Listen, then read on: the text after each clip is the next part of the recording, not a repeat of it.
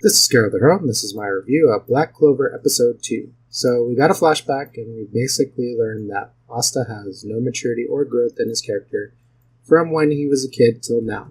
He was and still is obsessed with marrying Sister Lily, even though it's explained she is a nun and can't marry anyone. I think even if she was a nun, her answer would still be no. Now, it's an admirable trait to be persistent, but then in this case, it's bordering on harassment, and in real life, Asta would have gotten like 1,000,000 restraining orders. Now, Yuno's development was a little bit more interesting. He was a wimpy, kind of quiet kid, a pushover, but he's more trusted to handle errands over Asta, and is picked to go send an important letter to the mayor in the next town to ask for aid for extra food. Yuno sends the letter, but the worst guy eyes Yuno's amulet only because he thinks he can sell it to get more alcohol.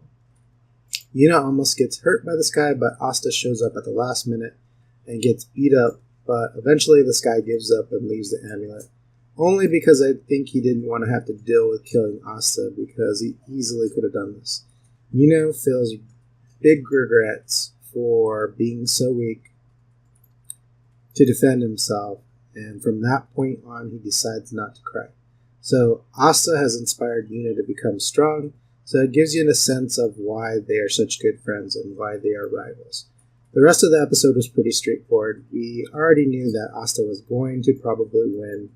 He nullifies the evil guy's magic and defeats him. So far, pretty generic show. From what I've heard, people said that read the manga is that eventually it will get really interesting, but as far as what it will cover in the episodes that we're getting in this first season, it probably won't pick up till the second season if the show gets one. But like always, comment below, subscribe, and follow me on Twitter, and I'll see you next time.